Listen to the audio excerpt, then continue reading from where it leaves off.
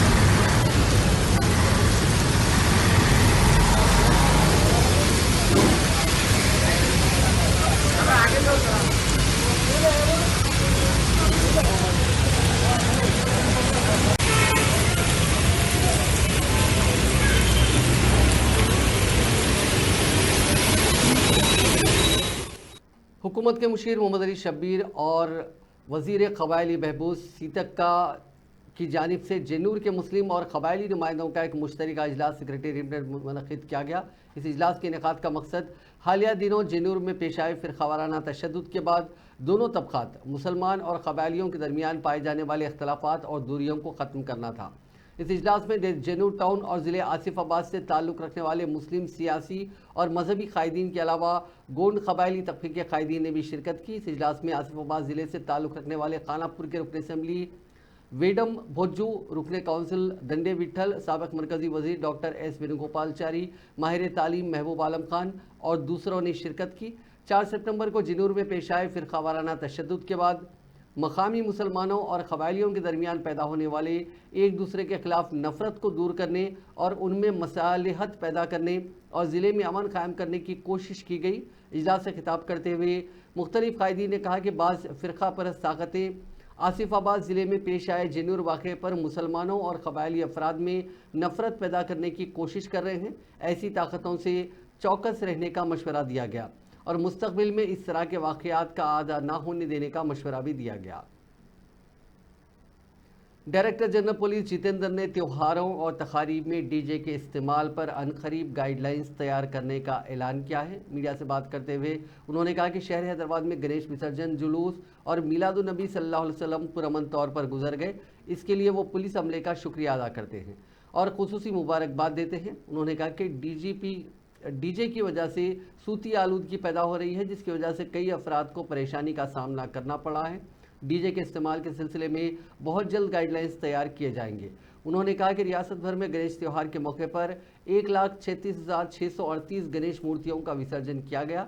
इसके लिए रियासत भर में 5,879 तालाबों, कुंटों और पानी के घड़ों का इस्तेमाल किया गया। उन्होंने कहा कि हैदराबाद के अलावा रियासत भर में गणेश त्यौहार पुरअमन तौर पर अख्तिताम को पहुंचा। फ़ोन टैपिंग मामले पर तबसरा करते हुए DGP ने कहा कि इस मामले की खुसूसी टीम तहकीकात कर रही है। मुलजिमीन को पकड़ने के लिए खबलजी इंटरपोल के जरिए रेड कॉर्नर नोटिस जारी की गई। फिलवक्त ये मामला अदालत में ज़ेरे दौरा है, इसलिए इस केस की मजीद तफसीलात का इंकिशाफ नहीं किया जा सकता। DGP ने आसिफ़ाबाद ज़िले के जेनूर में रौनमा फ़िरक़ावाराना तशद्दुद के वाक़े पर तबसरा करते हुए कहा कि कबायली खातून की असमत रेज़ी का मामला मंजर आम पर आने के बाद तशद्दुद का वाक़या पेश आया। इस वाक़े में अब तक 39 अफराद को गिरफ्तार किया गया और तशद्दुद पर काबू करने में नाकाम होने वाले DSP को मुअत्तल कर दिया गया। That it is largely peaceful. మీకు అందరికీ తెలుసు ఎక్కడైనా ఏమి పెద్ద ఇన్సిడెంట్ జరగలేదు. చిన్న చిన్న ఇన్సిడెంట్ అయితే కూడా లోకల్గా దానికి కూడా లోకలైజ్ చేసాము. ఇక్కడ అన్వాంటెడ్ థింగ్ ఆర్ పెద్ద ఇన్సిడెంట్ జరగలేదు. సమ్ ప్లేసెస్ స్మాల్ ఇష్యూస్ లోకల్గా వచ్చిస్తే అక్కడ లోకలైజ్గా అటెండ్ చేశారు మన officers. I congratulate all the officers for doing such a good job, especially CP Hyderabad, CP Rachakonda, CP Cyberabad, of both the IGs and other commissioners and superintendents of police. They have done a great job. మీరు చూస్తే the scale of bandobast is huge. More than 1,36,000 idols immersion అయినాయి 5,879 places లో. మీకు తెలుసు అది light arrangements, తర్వాత cranes, తర్వాత clearing of the bushes, all మొత్తం అరేంజ్మెంట్స్ మన వాళ్ళు పెట్టారు.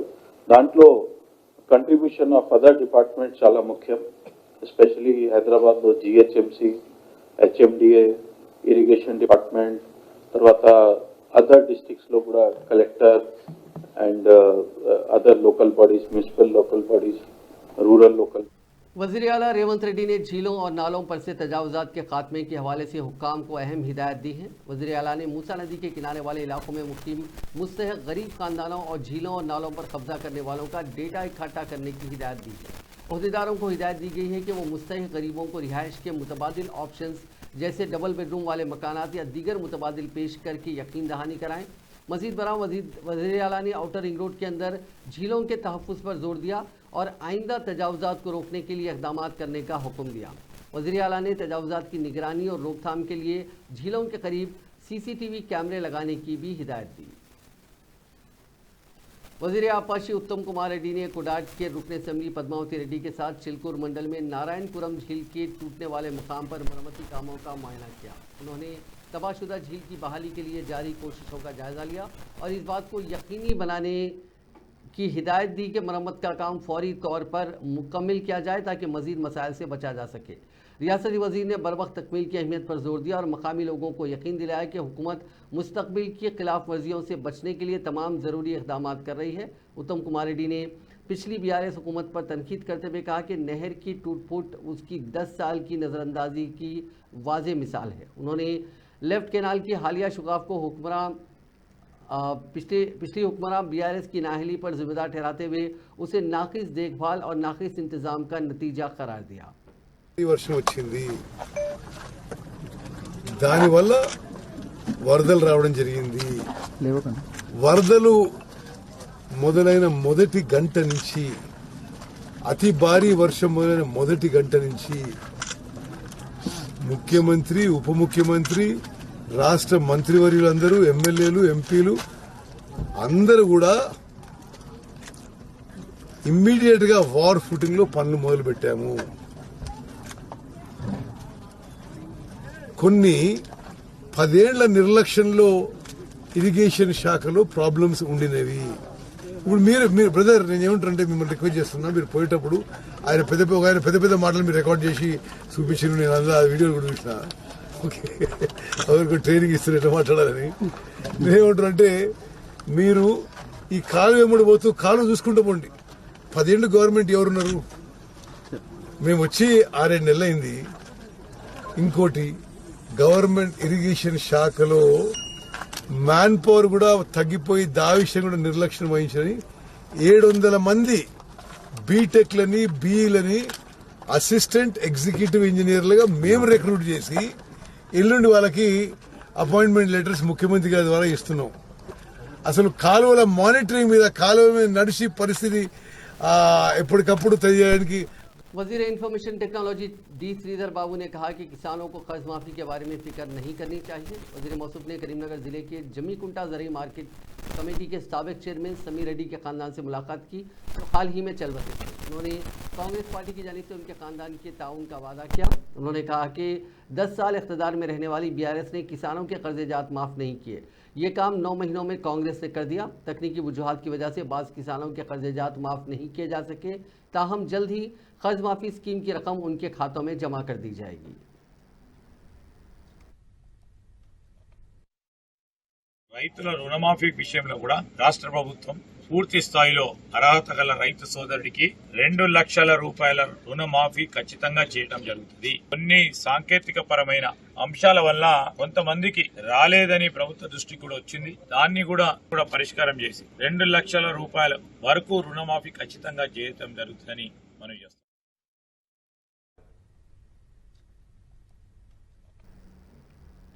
రైతుల तेलंगाना की वजीर पंचायत राज डी सीतक्का ने गवर्नर जिष्णु देव वर्मा से अपील की कि वो मुलुक म्यूनसिपैलिटी बिल पर अपनी मंजूरी की मुहर लगाएं। आज सुबह उन्होंने राजभवन में गवर्नर से मुलाकात की और इस सिलसिले में नुमाइंदगी की। उन्होंने मुलुक ग्राम पंचायत को बल्दिया में तब्दील करने 2022 में उस वक्त की हुकूमत के दौर में कानून साज असम्बली के जरिए मंजूर करदा बिल पर मंजूरी की ख्वाहिश की।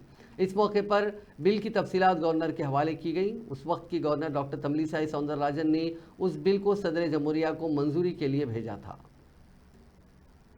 तेलंगाना कानून साज असेंबली के स्पीकर जी प्रसाद कुमार ने पार्टी इनहराफ मामले को सियासत में एक आम बात करार देते हुए इस मसले को ज़्यादा अहमियत देने की ज़रूरत नहीं है कहा। उन्होंने कहा कि इंतखाबात में कामयाबी हासिल करने वाले कायदीन का पार्टी इनहराफ करना बीआरएस दौरे हुकूमत से चलता आ रहा है। अगर कोई नई चीज़ वाक़ होती तो इस पर ताज्जुब करना चाहिए और मुबाहिस करने चाहिए, लेकिन ये कई सालों से चलता आ रहा है, इसीलिए इस मामले को ज़्यादा अहमियत देने की ज़रूरत नहीं है। वाज़ेह है कि बीआरएस से कांग्रेस में शामिल होने वाले दानम नागेंद्र, कडियम श्रीहरी और वेंकट राव के खिलाफ कार्रवाई करने से मुतालिक हाई कोर्ट में बीआरएस के अरकान असम्बली की जानिब से अलहदा दरखास्तें दाखिल हुई थी। उसकी समाअत के बाद हाईकोर्ट ने चंद दिन कबल ही स्पीकर असम्बली को हिदायत दी थी कि वो 4 हफ्तों के अंदर पार्टी इनहराफ करने वाले अरकान असम्बली के खिलाफ कार्रवाई करे। बसूरत दीगर अदालत खुद कार्रवाई करेगी। हाईकोर्ट के अहकाम के दरमियान स्पीकर असम्बली के ताज़ा तबसरे पर सियासी हलकों में तजस्सुस पाया जाता है। स्पीकर तेलंगाना कानून साज असेंबली जी प्रसाद कुमार ने मरकजी वजीर रोड ट्रांसपोर्ट व शाहराहें नितिन गडकरी पर जोर दिया कि हल्के विकाराबाद में 3 अहम रियासती सड़कों को कौमी शाहराहों में अपग्रेड किया जाए। मंगल को नई दिल्ली में नितिन गडकरी की सरकारी रिहाइशगाह पर मुलाकात के दौरान प्रसाद कुमार ने हल्के में central road infrastructure fund scheme के तहत फंड्स की इजराई की भी ख्वाहिश की। इस मौके पर हल्के लोकसभा चिवल्ला के रुकन कुंडा विश्वेश्वर रेड्डी, हल्के लोकसभा पेद्दपल्ली के रुकन जी वंशी कृष्णा, चिन्नूर के रुकन असम्बली जी विवेक वेंकट स्वामी, तेलंगाना मुखन्ना के सेक्रेटरी डॉक्टर वी नरसिम्हाचार्युलू और दूसरे कायदीन बशमुल मानिक रेड्डी मौजूद थे। हैदराबाद के नामपल्ली कोर्ट ने वोट बराए नोट केस में चीफ मिनिस्टर रेवंत रेड्डी को अदालत में हाजिर होने की हिदायत दी। आज इस केस की समाअत हुई, जिसमें वोट बराए नोट केस के अहम मुलजिम मुत्तैया समेत बाकी तमाम मुलजिमीन गैर हाजिर रहे। समाअत में मुलजिमीन की गैर हाजिरी पर मुअज़्ज़िज़ जज ने शदीद नाराज़गी जाहिर की। बाद अज़ां अदालत ने चीफ मिनिस्टर रेवंत रेड्डी समेत दीगर मुलजिमीन को 16 अक्टूबर को होने वाली आइंदा समाअत में हाजिर होने की हिदायत दी। वाज़ेह है कि 2014 में तेलंगाना की तश्कील के बाद रियासत में इख्तिदार में आने वाली बीआरएस पार्टी से वाबस्ता नामजद रुकन असम्बली स्टीफेंसन को उस वक्त के तेलुगु देशम के रुकन असम्बली, जो कि मौजूदा चीफ मिनिस्टर हैं रेवंत रेड्डी, उन्होंने काउंसिल के इंतखाबात में वोट देने के लिए मुबैना तौर पर रिश्वत देने की कोशिश की थी। इस दौरान एंटी करप्शन ब्यूरो के अहदेदारों ने जाल बिछाकर रेवंत रेड्डी को रंगे हाथों पकड़ लिया था। इस केस में रेवंत रेड्डी को कई दिन तक जेल में भी रहना पड़ा। फिलवक्त ये केस नामपल्ली अदालत में ज़ेरे दौरा है। बीआरएस के कारगुजार सदर केटी रामाराव ने चीफ मिनिस्टर रेवंत रेड्डी पर सख्त तनकीद करते हुए इल्ज़ाम आयद किया कि वह Hyderabad disaster response and assets monitoring and protection authority की आड़ में गरीबों की जिंदगियां तबाह कर रहे हैं। उन्होंने कांग्रेस हुकूमत पर तनकीद करते हुए कहा कि वो गरीबों को मुतबादिल मकानात फराहम किए बगैर ही अंधाधुंध उनके मकानात मुनहदिम कर रही है, जिससे उनकी जिंदगियां तबाह हो रही हैं। केटीआर ने कहा कि हाइड्रा के नाम पर गरीबों को सड़क पर फेंक दिया जा रहा है, लेकिन चीफ मिनिस्टर रेवंत रेड्डी के भाई तिरुपति रेड्डी को सिर्फ एक नोटिस जारी की गई, जिसके बाद वो हाईकोर्ट से रुजू होते हुए अपनी इमारत के निज़ाम पर हुक्म इल्तिबा हासिल करने में कामयाब हो गए। उन्होंने सवाल किया कि आया तेलंगाना में गरीबों के लिए एक कानून और चीफ मिनिस्टर और उनके खानदान के लिए दूसरा कानून है। मंगल को श्रीलिंगमपल्ली में पार्टी कारकुनों के इजलास को मुखातिब करते हुए केटीआर ने इल्ज़ाम आयद किया कि हाइड्रा की निज़ामी कार्रवाइयों के दौरान गरीबों की जिंदगियों का कोई ख्याल नहीं रखा जा रहा है।